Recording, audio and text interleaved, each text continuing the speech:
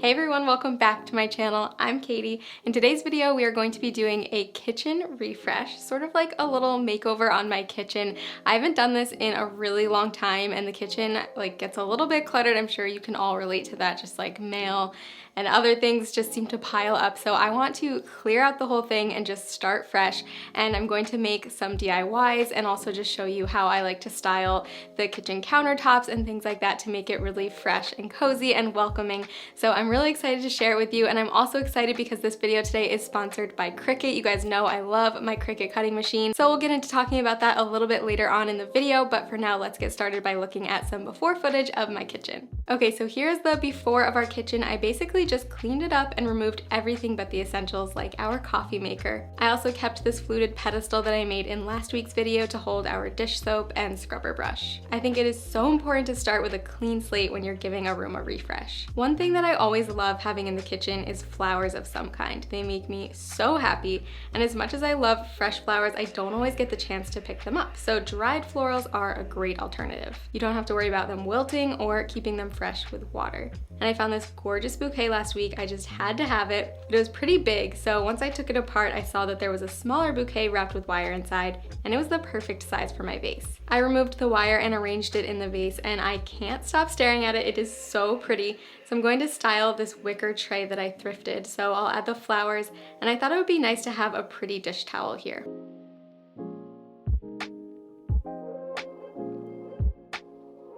This is when my Cricut really comes in handy because I just searched in images for palm leaf and I found tons of great options. I really liked this one, so I just added it to my project and sized it down. Then I duplicated it a few times so I could cut multiples for my towel.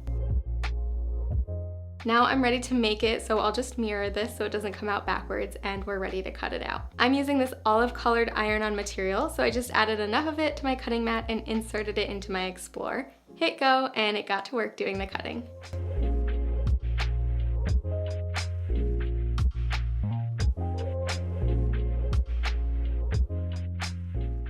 These look absolutely perfect, so I just cut them up into individual leaves and then I removed the excess material. Seriously, how cute are these? I had these 100% cotton tea towels on hand, so I just laid one down on my easy press mat and then I placed the first leaf down with the shiny side facing up. Next, I put my easy press 2 right on top, hit go, and held it down for 30 seconds. I added each leaf individually at different angles.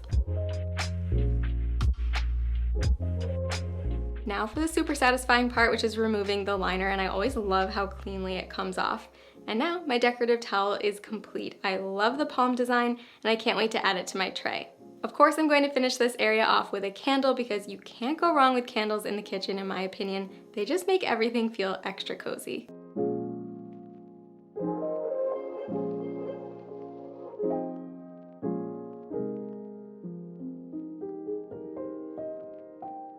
A few months ago, I shared a video where I tested out dyeing clothing using turmeric, so I got inspired to try another natural dyeing method on these towels. I started off by soaking the towels in a mixture of 4 cups of water and 1 cup of white vinegar. I let this simmer for about 30 minutes. Then I removed the towels and filled the pot with fresh water, about 8 cups, and then I added some loose tea that I had in the pantry. I set this to boil, so basically I'm just making a huge pot of tea on the stove. After about 30 minutes, I dipped a paper towel in to test the color, and I thought that it looked really great.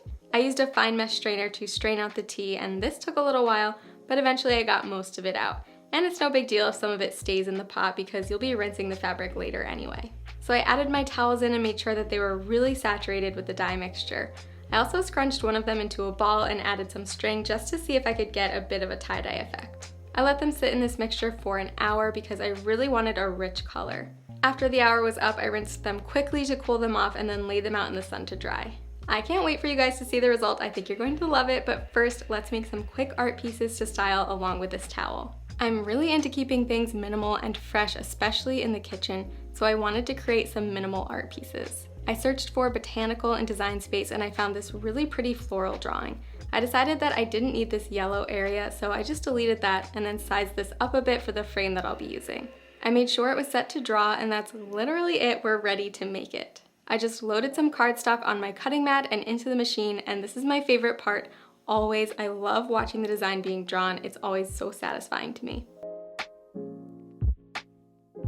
Okay, so how pretty does this look? I wish I could draw like this, but I guess with a Cricut, you don't have to worry about that. So I'm just using this natural wood frame, and I laid the back of it on my design and traced it out because it was just a little bit too big to fit into the frame.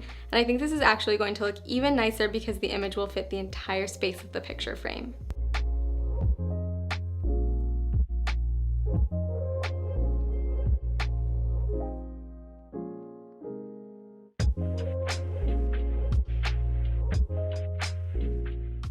The next thing that I wanted to make was more of an abstract piece to complement the floral design. So I found this option which looked really cool to me, and I changed the color to black so that I could see what it would look like. I duplicated it because I wanted to have two of these in a bigger frame, and essentially my plan is to have them laid out like this. I'm not going to use a mat this time because I'm using my Cricut Joy to cut this, and I'll be using removable vinyl. This is definitely one of the benefits of the Joy because you can use smart materials and not have to worry about cutting mats or anything like that. So now that everything is cut out, I pulled away the excess material, and there we have it, my perfect designs. So I cut these into two pieces, and like I said, this is how I'm planning to lay them out on the paper. So all that's left to do is to add some transfer tape and smooth it out so it will stick nicely to it. Then I can remove the vinyl backing and stick it right to the paper. Now for the best part, removing the transfer tape to see how it all looks, and it did not disappoint. I actually think it looks like I painted this on here. You can't even really tell that it's vinyl, which is so cool. I'm really happy with the layout and the simplicity of this piece, and I especially love how the two of them look together.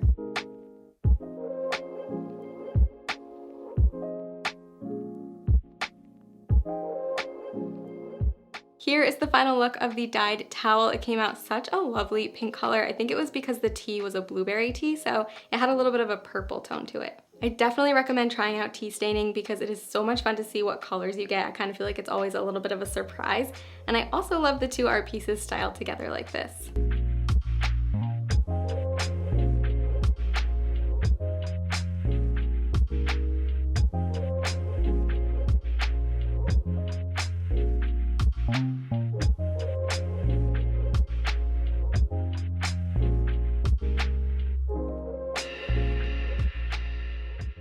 Last but not least, I found this really cute cutting board the other day and I wanted to decorate it, so I had this idea of adding images of herbs onto it.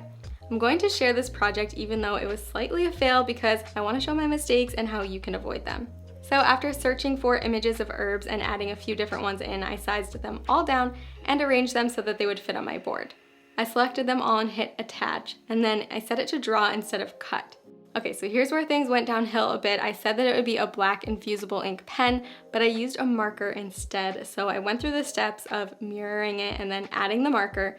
But when it started to draw on the piece of copy paper, it didn't come out with all of the fine details that a pen would give. I also wasn't sure if this would even work to transfer the ink onto wood, but I was willing to experiment and give it a try. So I laid the cutting board down and my design, and I taped it down with some heat-resistant tape. I put a piece of butcher paper on top and applied the heat, and it almost worked. Unfortunately, as you can see, one side did not come out very well. I was determined not to let this project get the best of me though, so as a last-minute decision, I laid down a piece of paper over the good side and I taped it down. I tried to sand off some of the other ink, which didn't work that great, but I was able to get some of it off, and then I painted this whole side with white craft paint. I thought it would be okay to make this sort of like a color block design and the herbs on one side and the paint on the other, and honestly it turned out pretty well and I'm happy with it overall. So I'm glad that it wasn't a total bust, but next time I think I'll try using vinyl instead. I've always loved to layer different cutting boards on the kitchen counter, especially using a variety of materials like marble and wood for contrast.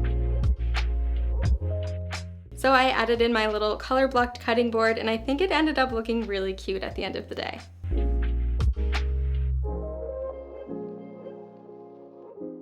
So here's a reminder of what the kitchen looked like before, and now here's the refreshed look.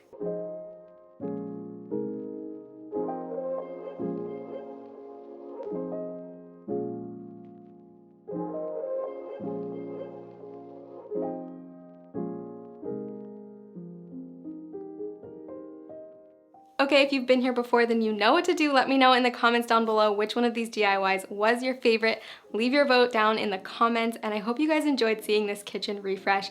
I love doing this every once in a while, especially when we're transitioning from one season to another. It's just a really nice thing to give a little makeover to a room and make it feel fresh again, so I'm really excited with how it turned out. I've been sharing little sneak peeks of this refresh on my Instagram stories all throughout this week, so if you're not following me on Instagram, make sure you go ahead and follow me over there. It's just my name, @KatieBookser. I would love to have you follow along, and of course make sure you are subscribed to my channel so you don't miss out whenever I upload a new video. You can hit that bell notification so you'll get notified and you'll be one of the first ones to know when I post a video. Thank you guys so much for watching, and I'll see you soon.